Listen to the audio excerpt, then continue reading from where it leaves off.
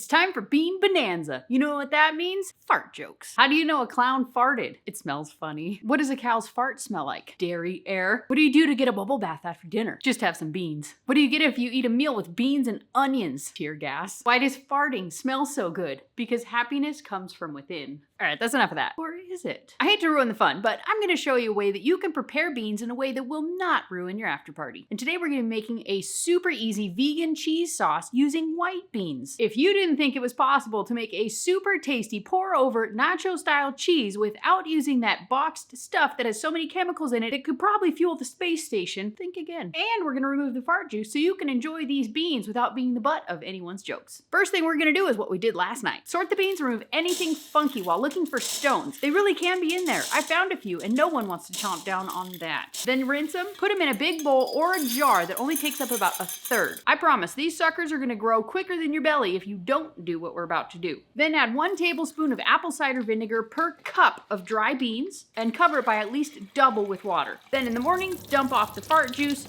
rinse, add more vinegar and water. This part is really important if you're like me and you suffer from gut gremlins after eating beans. The compound that gives us booty burps is searching for an equilibrium. Like when you soak meat in water to help it thaw out quicker. The meat can't get any warmer than the water that's around it, and eventually they come to the same temperature. Same with the fart juice. The beans start here and the water starts here. Eventually they find their equilibrium right in the middle, and neither one of them can go any further. Swapping out the water means the beans are going to start here at the middle where we did start, but the water still starts at the bottom, and then they'll come to this even lower equilibrium. And the more times that you rinse these beans off, the better, at least within reason, as your schedule allows. But just so you're aware, if you do want to preserve the texture of the beans, which we don't need to today, I wouldn't recommend soaking these tiny little beans for more than like 18 hours. So what exactly is it about beans that makes us fart? I'm so glad you asked. It's a type of sugar called an oligosaccharide. Our bodies don't produce the enzyme called alpha galactosidase. I have no idea if I'm pronouncing that correctly, but that enzyme is required in order to break down that particular sugar. As a result, it goes all the way through our digestive tract undigested until it lands in our large intestines. Then all those oligosaccharide-loving buggers have a feast. And this causes it to ferment, which causes gas, which causes bloating, which causes a not so pleasant game of musical chairs. A lot of people suggest just soaking the beans in straight water, but the addition of the live apple cider vinegar with the mother causes a slight level of fermentation that can reduce the oligosaccharides even further, meaning it has less fart fuel and relieves the cheek squeaks. You're welcome.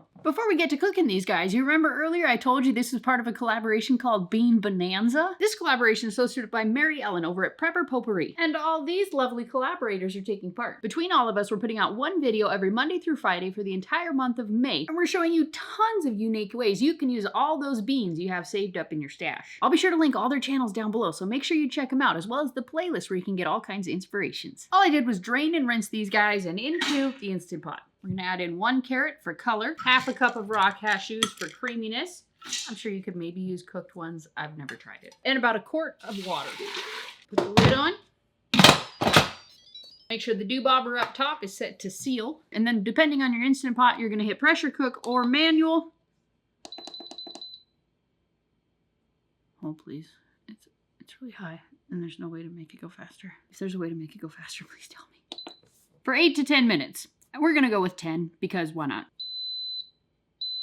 While those are cooking, if we haven't met before, hey, my name is Anna, and welcome to the Fermented Homestead. On this channel, I share my obsession with gut health, and most of that revolves around fermentation, but I also do a lot of gardening and food preservation. If that sounds awesome to you, I hope you consider hitting the subscribe button down below. But the best way that you can help us around here is sharing this video on all your social media platforms. That way, all your friends can find out there's a better path to health through gut healing. Once the time is up, you're going to do what they call a natural release. You're just going to leave it alone for 10 minutes. When that 10 minutes is up,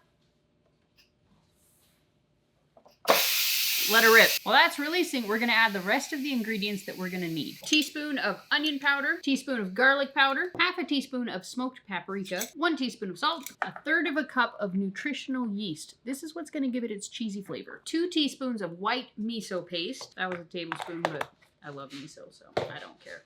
The juice of half of a lemon. We're just gonna do about a tablespoon. 2/3 cup of full fat coconut milk. And in order to make this more of a nacho cheese, I'm gonna add 1/2 teaspoon of cumin and 2 jalapenos, stems removed, seeds intact. We're gonna not touch that. We're gonna drain these off with an oven mitt into the blender.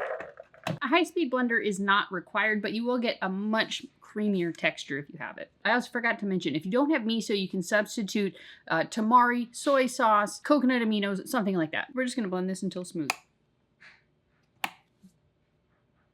Turn it on. And blend till smooth. Let's give this a taste, shall we? You could definitely tell this isn't Velveeta or something from Taco Bell, but if you're on a health journey, or if you just want to try a really great sauce without having a ton of calories and chemicals in it, this is a fantastic alternative. I haven't tried cooking this in the Instant Pot before, but if you use the canned, the already cooked canned beans, or the pressure canned beans if you make it yourself, or probably cook this for like another 2 minutes or so, I would say. You can still taste a little bit of the grittiness of the beans, which totally wouldn't be there if it was cooked completely. So I just undercooked a little bit. Don't be like me.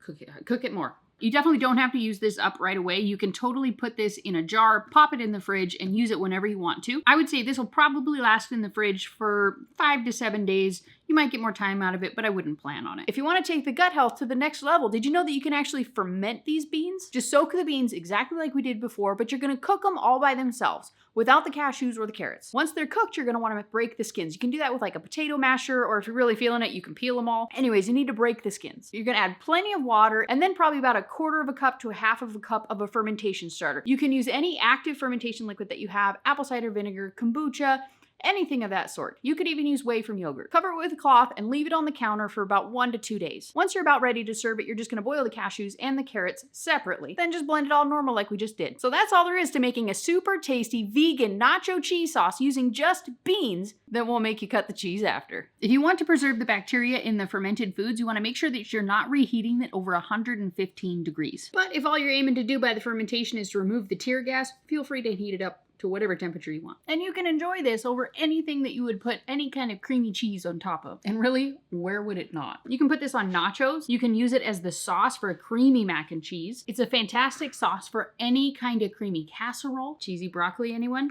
Or really any steamed vegetable. On a baked potato, in a Buddha bowl. You can pour it on top of your chili. The possibilities are endless. And if you enjoyed this recipe, make sure you check out this video where I show you how you can pressure can these beans to have them at the ready. So you can make this cheesy sauce in minutes without the pressure building up in your belly. Peace out, sauerkraut.